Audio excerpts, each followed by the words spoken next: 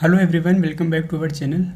आज हम लोग यहाँ पे सेट नंबर 4 देखेंगे। 1 2 3 हम लोग कर चुके हैं पिछले वीडियोस में। तो चलो पहला क्वेश्चन देखते हैं। पहला क्वेश्चन लिखा है the boy said to his mother please give me some pencils. ठीक है, इसको हमें इनडायरेक्ट में चेंज करना है, डायरेक्ट में लिखा हुआ है। तो सबसे पहले हम ये देखेंगे कि ये जो रिपोर्टेड स्पीच वाला भाग है अंदर वाला, ये इन्वर्टेड कॉमर्स के अंदर वाला भाग, ये किस में है? तो ये हमारा इम्परेटिव सेंटेंस है। ठीक है, रिक्वेस्ट की जा रही है तो इम्परेटिव सेंटेंस है। तो इम्परेटिव सेंटेंस में हमें पता है सेट टू जो है वो चेंज होता है भाव के हिसाब से। भाव मतलब कैसा सेंटेंस है आगे वाला, रिपोर्टेड स्पीच वाला। तो यहाँ पे हम सेट टू को चेंज करेंगे रिक्वेस्टेड में। ठीक, तो हो जाएगा the boy requested his mother. अब यहाँ पे जो कामा है और इन्वर्टेड कामा है ये चेंज होते हैं हमारे 2 + V1। 2 मतलब 2 लगता है और वर्ब की फर्स्ट फॉर्म। ठीक, यहाँ से आगे पूरा चेंज होता है। तो हो जाएगा the boy requested his mother to give me. First person है, चेंज होगा सब्जेक्ट के हिसाब से। सब्जेक्ट हमारा द बॉय है तो हो जाएगा to give him some pencils. ये पूरा वैसे ही रहेगा। ठीक, सम पेंसिल्स। चलो अगला सेंटेंस देखते हैं। अगला है the hermit said comma inverted comma may you all go to hell. ठीक है, तुम सब नरक में जाओ। फिर ऐसा है तो द हर्मिट सेड। अब यहाँ पे ये हमारा एक तरह से कह सकते हो ऑप्टेटिव सेंटेंस है, जहाँ पे विश कोई की जाती है या प्रे की जाती है ना, या फिर कोई अभिशाप दिया जाता है तो कर्स बोला जाता है। तो यहाँ पे सेड चेंज हो जाएगा कर्स्ड में, है ना, क्योंकि हर्मिट जो है वो एक तरह से कह लो श्राप दे रहा है। ठीक, तो यहाँ पे हो जाएगा cursed, the hermit cursed, the hermit cursed. अब कामा इन्वर्टेड कामा चेंज होंगे दैट में, द हर्मिट कर्स्ड दैट। फिर उसके बाद हमें आगे देखना है। अब यू हमारा सेकंड पर्सन है, चेंज होगा ऑब्जेक्ट के हिसाब से। ऑब्जेक्ट हमारा यहाँ पे कुछ है नहीं, यहाँ पे है नहीं तो हम वैसे तो मी मानते हैं। ठीक है, लेकिन यहाँ पे ऑल कह रहा है, ऑल यानी कि सभी। इसका मतलब ये है कि यहाँ पे ज़्यादा लोग रहे होंगे। अब ज़्यादा लोग रहे होंगे तो हम यहाँ पे वी करेंगे। ठीक, दैट वी करेंगे क्योंकि यहाँ पे अगर ज़्यादा लोग थे तो अस रहा होगा, है ना, ऑब्जेक्टिव केस में अस रहा होगा, लेकिन हम उसको चेंज करके यहाँ पे सब्जेक्टिव केस में लाएंगे और वी करेंगे। ठीक, तो सेंटेंस सही हो जाएगा the hermit cursed that we all. अब मे का माइट हो जाएगा वी ऑल माइट। ठीक, we all might go to hell. ऐसे करके सेंटेंस ये सही हो जाएगा। ठीक, अगला क्वेश्चन देखते हैं। अगला क्वेश्चन है हमारे पास, कह रहा है कि कंबाइन करना है। तो पहला है I met my friend in the train the meeting was unexpected. Simple में बनाना है। कह रहा है कि मैं अपने दोस्त से ट्रेन में मिला था, that the meeting was unexpected. Unexpected मतलब ये है कि कह सकते हो एक तरह से अचानक, है ना, जो प्रत्याशित ना हो, जिसके बारे में सोचा ना गया हो। तो एक्सपेक्ट जो है, एक्सपेक्ट हमारा वर्ब होता है एक्सपेक्ट। ठीक, फिर उसी से बना है एक्सपेक्टेड और अनएक्सपेक्टेड। तो एक्सपेक्ट मतलब आशा करना कह सकते हो, है ना। तो जब एक्सपेक्टेड हो जाता है तो वो वर्ब की भी फर्स्ट मतलब थर्ड फॉर्म या सेकंड फॉर्म होती है एक्सपेक्टेड। लेकिन एक्सपेक्टेड जो है वो एडजेक्टिव फॉर्म भी है, उसी से बना है अनएक्सपेक्टेड। तो यहाँ पे ये क्या है, एडजेक्टिव है और क्वालिफाई किसको कर रहा है, द मीटिंग को। ठीक, चलो अब हम ये कर सकते हैं कि अब इसी अनएक्सपेक्टेड को ही हम एडवर्ब बना लें। ठीक है, क्या बना लें, एडवर्ब। तो इस हिसाब से हम इसको चेंज कर सकते हैं। जैसे कहा गया, ये पूरा आगे वाला वही रखते हैं। I met my friend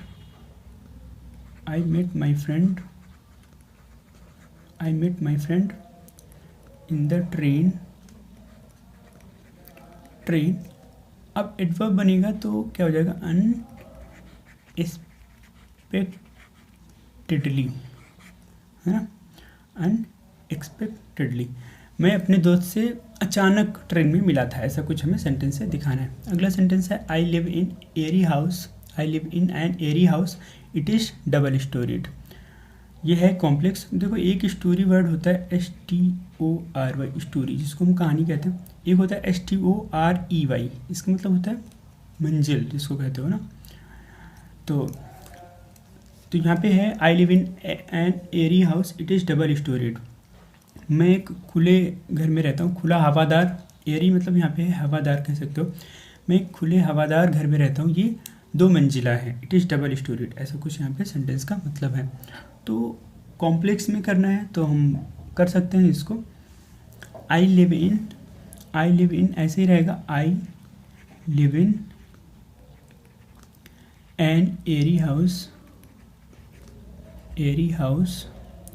which is double storeyed, जो है दो मंजिला है। मैं एक खुले हवादार घर में रहता हूँ जो दो मंजिला है, ऐसा कुछ दिखाना है। ठीक, तो हिच लगा के हम आराम से जोड़ सकते हैं। अगला आगे देखते हैं। अगला है transform any of the two following sentences. यहाँ पे ट्रांसफॉर्म करना है और रिमूव टू लिखा हुआ है ब्रैकेट में। कहे she is too weak to go to the hospital for medicine. वो टू एक तरह से कह सकते हो निगेटिव सेंस देता है, निगेटिव समझ सकते हो, पॉजिटिव सेंस नहीं, निगेटिव सेंस देता है ना। वेरी की तरह ही है लेकिन ये इसका निगेटिव मतलब होता है। कह रहे हैं वो कुछ ज़्यादा ही वीक है ना।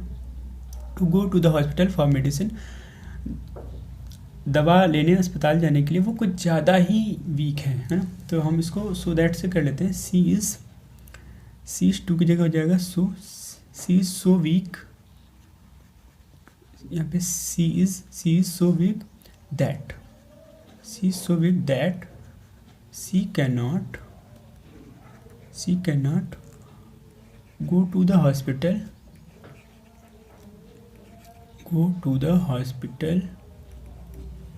for medicine। ये पूरा वैसे ही रह जाएगा। ठीक है, अगला है डू नॉट टेल अ लाई, झूठ मत बोलो। ठीक है, इसको करना है अफर्मेटिव में। तो ये ट्रांसफॉर्मेशन का नियम होता है कि आप कोई भी सेंटेंस की जो कंस्ट्रक्शन है, संरचना है, आप उसको जितना भी चाहें बदल सकते हैं, हाँ रूल्स के हिसाब से, लेकिन उसका अर्थ चेंज नहीं होना चाहिए ना। तो लिखा है डू नॉट टेल अ लाई, मतलब झूठ मत बोलो। तो अब इसको हम चेंज कर सकते हैं। तो सीधे सीधे ये जैसे कहा गया झूठ मत बोलो, तो इसका एक तरह से कह लो अपोजिट अगर हम कहें कि सच बोलो, तो ये भी बात वही है। झूठ मत बोलो या सच बोलो, बात एक ही है। तो हम इसको बना सकते हैं स्पीक द ट्रुथ। ठीक, स्पीक द ट्रुथ। अब अगर यहाँ पे ये टेल अ लाई कर देंगे तो ये गलत हो जाएगा। टेल अ लाई इसका मतलब है डू नॉट टेल अ लाई, झूठ मत बोलो। अगर टेल अ लाई कर देंगे तो उसका मतलब आने लग जाएगा कि झूठ बोलो, फिर तो अर्थ ही चेंज हो गया ना। तो फिर हम उसको ट्रांसफॉर्म कैसे कर सकते हैं कि ट्रांसफॉर्मेशन किया है हमने, ये कैसे कह सकते हैं। तो इस तरह से ये सही हो जाएगा। अगला सेंटेंस है correct any two of the following sentences. कोई दो को करना है, करते हैं सारे। अगला है cattles are grazing in the field. Cattle का मतलब होता है मवेशी समझते हो। मवेशी जो गाय भैंसें होती है ना, इनको मवेशी बोला जाता है। लिखा है cattles are grazing in the field. मवेशी जो है वो फील्ड में घास चर रहे हैं। ठीक, तो एक चीज़ ये समझो पहले, कैटल जो वर्ड है CATTLE कैटल। ठीक, ये जो कैटल वर्ड है ये अपने आप में खुद ही प्लूरल है। ठीक, ये एक ऐसा वर्ड है, बहुत सारे वर्ड्स हैं जो दिखते सिंगुलर है होते प्लूरल है। ठीक है, उसी में ये कैटल भी आता है। कैटल जो है वो दिखता सिंगुलर है लेकिन होता प्लूरल है, इसलिए यहाँ पे हम कैटल्स अलग से नहीं कर सकते। ठीक, कैटल का मतलब ही होता है ज़्यादा मवेशी, प्लूरल है वो खुद, और बाकी ठीक लिखा है cattle are grazing in the field. इस तरह से करेंगे और सेंटेंस सही हो जाएगा। ठीक, अगला है either of the roads lead to station. कह रहा है कि कोई एक सड़क जो है वो स्टेशन तक जाती है, ऐसा कुछ सेंटेंस का मतलब है। अब एक चीज़ देखो, ईदर ऑफ द रोड्स है ना, ऑफ लगा है और यहाँ पे रोड्स की बात हो रही है। ठीक लिखा है, ईदर ऑफ या वन ऑफ ऐसा कुछ भी है, उस सबके बाद जो हमारा नाउन है वो प्लूरल आता है। ठीक, तो ये ठीक लिखा है, ईदर ऑफ द रोड्स ठीक लिखा है। अब अगर ये प्लूरल आता है ठीक है, लेकिन इसके बाद जो वर्ब आती है उससे हम सिंगुलर रखते हैं। ठीक है, उसके बाद वर्ब जो है वो सिंगुलर यूज़ होती है। तो आपको पता है प्रेजेंट इंडेफिनिट में जो सिंगुलर अफर्मेटिव सेंटेंसेस में सिंगुलर जो हमारे सब्जेक्ट्स होते हैं उनके साथ वर्ब में एस या ES लगाते हैं। ठीक है, यहाँ पे ऐसा कुछ हो नहीं रखा है, तो यहाँ पे हम क्या करेंगे, लीड्स, यहाँ पे लीड्स करेंगे तब जाके सही हो जाएगा। Either of the roads leads करेंगे, लीड्स टू स्टेशन, कोई एक सड़क स्टेशन को जाती है, ऐसा कुछ करेंगे। ठीक है, तो इस वाले सेंटेंस में लीड्स हो जाएगा। अगला है शरद इज़ इन्फीरियर दैन राहुल। ठीक, शरद इज़ इन्फीरियर देन राहुल। अब यहाँ पे आपको पता है इन्फीरियर मतलब होता है, जैसे कह सकते हो कि कमतर, कम योग्य। तो शरद जो है वो राहुल से कम योग्य है, योग्यता में पीछे है। तो इन्फीरियर के साथ आपको पता होना चाहिए कि देन नहीं टू का यूज़ होता है ना, पता होगा शायद सब लोगों को। इन्फीरियर के साथ टू का यूज़ होता है। ऐसे बहुत सारे वर्ड हैं, इन्फीरियर, जूनियर, सुपीरियर, है ना, प्रायर, तो इस तरह की चीज़ें हैं। तो इसके साथ हम टू यूज़ करेंगे और सेंटेंस सही हो जाएगा। अगला है I have received your letter yesterday. कह रहे हैं कि मैंने जो है तुम्हारा लेटर कल प्राप्त किया था, है ना। तो देख लेते हैं इसको। इसमें लिखा है आई हैव रिसीव्ड। अगर हैव प्लस V3 है, हैज़ हैव प्लस V3 है, तो वो हमारा टेंस कौन सा होता है? प्रेजेंट, प्रेजेंट परफेक्ट हमारा, है ना, प्रेजेंट परफेक्ट। तो जब येस्टरडे की बात हो रही है और प्रेजेंट परफेक्ट का मतलब होता है कोई काम जो है अभी अभी पूरा हुआ है ना, प्रेजेंट में ही वो कंप्लीट हुआ है। तो येस्टरडे तो प्रेजेंट परफेक्ट में हो नहीं सकता, ठीक। तो उस हिसाब से येस्टरडे गलत कर सकते हैं, लेकिन अगर येस्टरडे गलत कैसे करेंगे? हम यहाँ पे ये वर्ब चेंज करेंगे। आई रिसीव्ड योर लेटर, मुझे तुम्हारा पत्र कल मिला था। तो ये पास्ट इंडेफिनिट में बन जाएगा और सही हो जाएगा I received your letter yesterday. मुझे तुम्हारा पत्र कल मिला था, ऐसा कुछ हमें दिखाना है। जिसे एक तरह से ये भी सेंटेंस सही हो सकता है अगर अकेला ये हो आई रिसीव्ड योर लेटर, बस इतना ही हो, येस्टरडे ना हो, तो सही हो सकता है I have received your letter, ठीक। येस्टरडे अगर ना हो तो हम हैव लगा के सही कर सकते हैं। I have received your letter, मुझे आपका पत्र मिल चुका है, हमें ऐसा दिखाना है, प्रेजेंट में ही मिला है ना। कि जब येस्टरडे है तो पास्ट की बात हो रही है, और अगर पास्ट की बात हो रही है तो हम प्रेजेंट परफेक्ट कैसे यूज़ कर सकते हैं, ठीक है। आगे होगी बात समझ। चलो अगला सेंटेंस देखते हैं। अगला क्वेश्चन है हमारा, यहाँ पे इडियम फ्रेज करना है। चलो पहला क्वेश्चन देखते हैं। लिखा है विदाउट राइम और रीज़न, ठीक है। विदाउट राइम और रीज़न, इसका मतलब होता है बिना तार्किक व्याख्या या कारण के, ठीक, बिना तार्किक व्याख्या या कारण के। इसे सेंटेंस बना लेते हैं। जैसे सेंटेंस बना है suddenly, suddenly, suddenly without, without rhyme और रीज़न, है ना। सडनली विदाउट राइम और reason he changed the plan, ठीक, ही चेंज्ड द प्लान, यानी कि बिना किसी, कह सकते हो तार्किक व्याख्या या फिर कह लो बिना किसी कारण के उसने प्लान चेंज कर दिया था, ऐसा कुछ हमें दिखाना है, ठीक। अगला है to bury the hatchet. To bury the hatchet, इसका मतलब होता है पुरानी जो शत्रुता है हमारी उसको भुला देना, है ना, पुरानी शत्रुता को, पुरानी शत्रुता भुला देना, ठीक। देखो एग्ज़ाम के लिए ज़रूरी ये है कि आप हिंदी लिखें या ना लिखें, लेकिन सेंटेंस ज़रूर आपको लिखना होगा, ठीक है। समझ आ रही बात? चलो अगले फिर इसे सेंटेंस बना लेते हैं। एक सेंटेंस बनाए, it is, it is, it is good, it is good to bury the hatchet,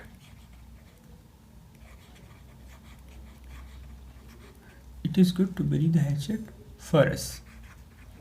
किसी भी कॉन्टेक्स्ट में ऐसा कहा गया कि ये हमारे लिए, मतलब पुरानी शत्रुता भुला देना हमारे लिए अच्छा होगा, ठीक है। इस तरह से सेंटेंस कर लेंगे। अगला है to pocket and insult. To pocket and insult का मतलब होता है अपमान सहन कर लेना, है ना, अपमान, अपमान सहन कर लेना, ठीक, अपमान सहन कर लेना। इससे सेंटेंस बना लेते हैं। The old woman, the old woman, the old woman often, the old woman often pocket her insult। जो मतलब बूढ़ी महिला है वो प्रायः अपमान सहन कर लेती है, ऐसा कुछ हमें सेंटेंस से दिखाना है। अगला है ब्रिंग अबाउट। ब्रिंग अबाउट का मतलब होता है घटित होना, कह लो कुछ भी हैपन होना, घटित होना, ठीक। इसे सेंटेंस बना लेते हैं। The new minister, the new minister the new minister bring का ब्रॉट अगर कर देंगे पास्ट डेफिनेट में बनाना है हमें, brought about many changes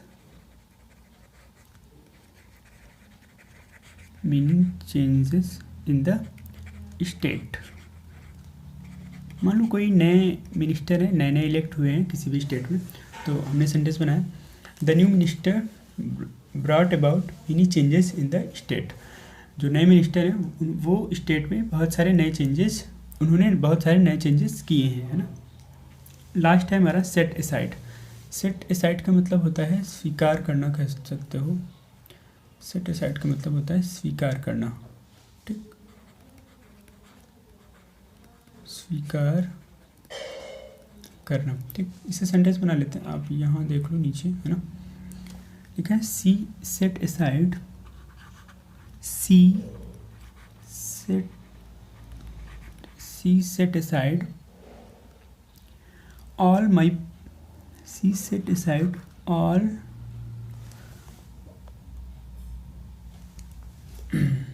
she set aside all my personal feelings,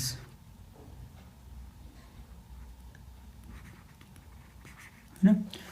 कहने का मतलब है उसने हमारी सारी पर्सनल फीलिंग्स को स्वीकार कर लिया है, ऐसा कुछ हमें सेंटेंस से दिखाना है। अगला है एंटोनिम लिखने हैं। पहला वर्ड है एक्सपेडाइट। एक्सपेडाइट मतलब होता है जल्दी करना, है ना, कोई भी काम जल्दी करना, ठीक, जल्दी करना। हमें एंटोनिम लिखना है। एंटोनिम कर सकते हैं जैसे देर करना, डिले कर सकते हैं ना, डिले, या फिर लेट कर सकते हैं इसी को, है ना, लेट। उसी तरह जैसे इनिशियल है, इनिशियल मतलब होता है प्रारंभिक कह सकते हो। तो एंटोनिम लिखना है तो अपोजिट लिखना है, लिख सकते हैं फाइनल, है ना, फाइनल आखिरी, या फिर लास्ट भी कर सकते हैं, है ना। अगला है प्लेंटी होता है, कह सकते हो प्रचुर मात्रा में कोई भी चीज़, है ना। तो एंटोनिम लिखना है यानी कि अपोजिट लिखना है, तो अपोजिट हो जाएगा इनसफिशिएंसी, है ना,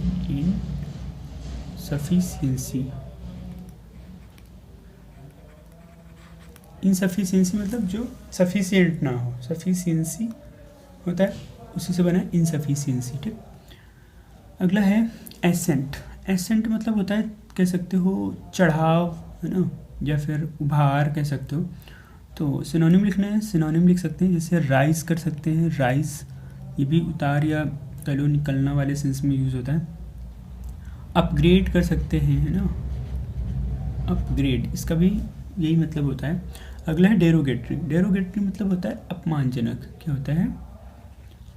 अपमानजनक, है ना, अपमानजनक। तो इसका सिनोनिम लिखना है तो लिख सकते हैं जैसे इंसल्टिंग कर सकते हैं, इंसल्टिंग हो जाएगा, है ना। ह्यूमिलिएटिंग भी कर सकते हैं, ठीक है, ह्यूमिलिएटिंग,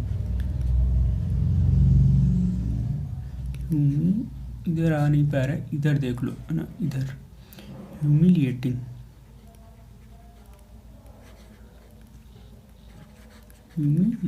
ये भी यही हो जाएगा। अगला प्रोफिशिएंट मतलब होता है, कह सकते हो कुशल, मतलब किसी भी काम में जो फास्ट हो, कुशल हो, है ना।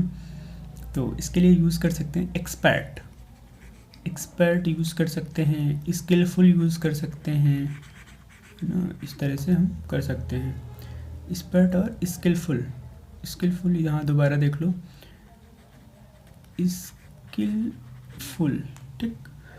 चलो आगे बढ़ते हैं। फिर आगे हमें वन वर्ड लिखने हैं इन वर्ड्स के। तो पहला है incapable of being defeated. Incapable of being defeated मतलब जिस कह सकते हो एक तरह से जो हारने में असमर्थ हो, है ना। हारने में असमर्थ मतलब विजेता टाइप का कह सकते हो, है ना। तो इसके लिए वर्ड होता है इनविंसिबल, है ना। क्या होता है?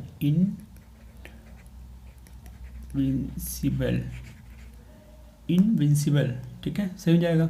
अगला है अ लिस्ट ऑफ बुक्स। किताबों की जो लिस्ट है उसको क्या कहते हैं? उसके लिए एक वर्ड होता है कैटलॉग। CATA कैटा LOGUE है ना, कैटलॉग। ठीक, ये वस्तुओं की भी सूची को कह सकते हैं, लेकिन बुक्स की सूची है तो उसके लिए भी कैटलॉग यूज़ करते हैं। अगला है which can not be reached.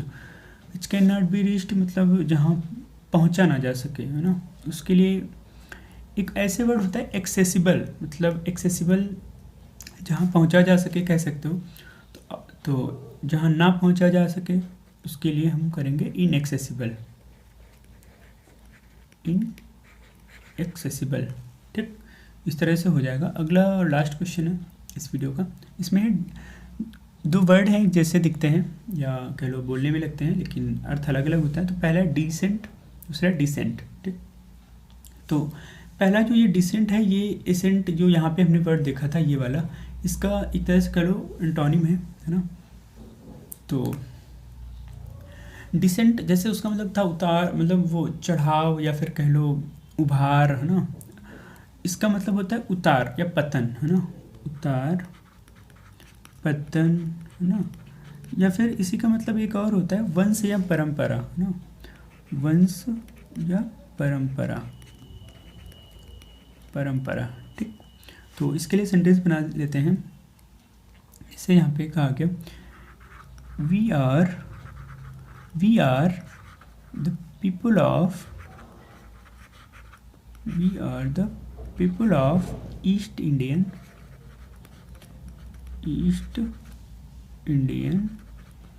Decent, है ना। अब आप उतार से भी देखो कई सारे मतलब होते हैं, अगर आप कोई भी मतलब लिख दोगे तो उससे सेंटेंस सही हो जाएगा ना। किसी भी मतलब से रिलेट करके आप सेंटेंस लिख दोगे तो सेंटेंस सही होगा। ठीक है, अब आप अगर इसको यहाँ पे तो डिसेंट का मतलब वंश या परंपरा वाला है, अगर आप इसको उतार या पतन से बनाना चाहते हैं तो वो भी सही होगा, है ना। अगला है डिसेंट, इसका मतलब होता है असहमत, असहमत होना, है ना, असहमत। राइटिंग थोड़ा ख़राब है ना, धीरे धीरे इम्प्रूव हो जाएगा। असहमत होना। ठीक, तो जैसे कहा गया she is distant from her friends, ना, वो अपने दोस्तों से असहमत है। मान लो किसी भी टॉपिक की बात हो रही हो जहाँ पे वो अपने फ्रेंड्स से असहमत है, तो हमने इस तरह से सेंटेंस बना लिया। ठीक है, चलो फिर आज इतना ही रखते हैं, इस वीडियो के लिए यहीं पे रखते हैं। आगे की बातें हम अगले वीडियो पे कंटिन्यू करेंगे। ठीक है, थैंक यू।